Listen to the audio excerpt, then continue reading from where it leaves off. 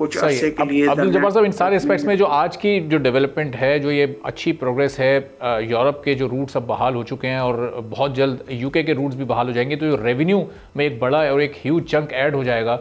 ये कितना इस वक्त अट्रैक्टिव होगा जो बिडर्स आएंगे या जो भी सरमायाकार इसमें सरमायाकारी करना चाहेंगे उनके लिए? ज़ाहिर है ये अट्रैक्टिव अब एक ऑफ़र बन जाएगी PIA, चूँकि अब न सिर्फ यूरोप के बल्कि जो यूके का एक मेजर चंक था जिससे हम 37 से 40% रेवेन्यू से महरूम हो रहे थे PIA के, तो वो अब वापस आ चुका है।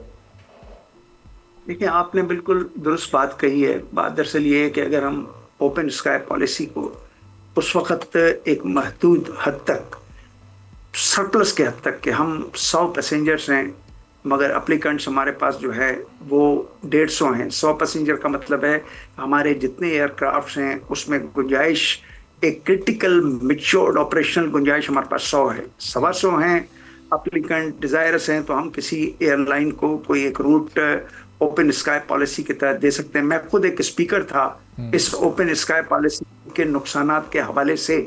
अब हम वापस, जो आपने बात कही, बिल्कुल आपने दुरुस्त बात कही कि जैसे जैसे हमारे ओवरसीज रूट्स जो हैं खुलते जाएंगे और उसके वजह से हमें जो है एक मुनाफा बख्श बनने में मदद मिलेगी, उसके लिए एक अरसा तो दरकार होगा, क्योंकि हम 828 बिलियन रुपीस लेकर बैठे हुए हैं जिसको हम नेगेटिव कहेंगे। मगर आहिस्ते आहिस्ते जब इसकी साख जो है अच्छी होगी, इसके अपने एस्टेब्लिश रूट्स बहुत पुराने बहुत हैं, वहाँ पे जब शुरू होगा, मेरे अपने ख्याल में कि ये एक पॉजिटिव चीज़ है।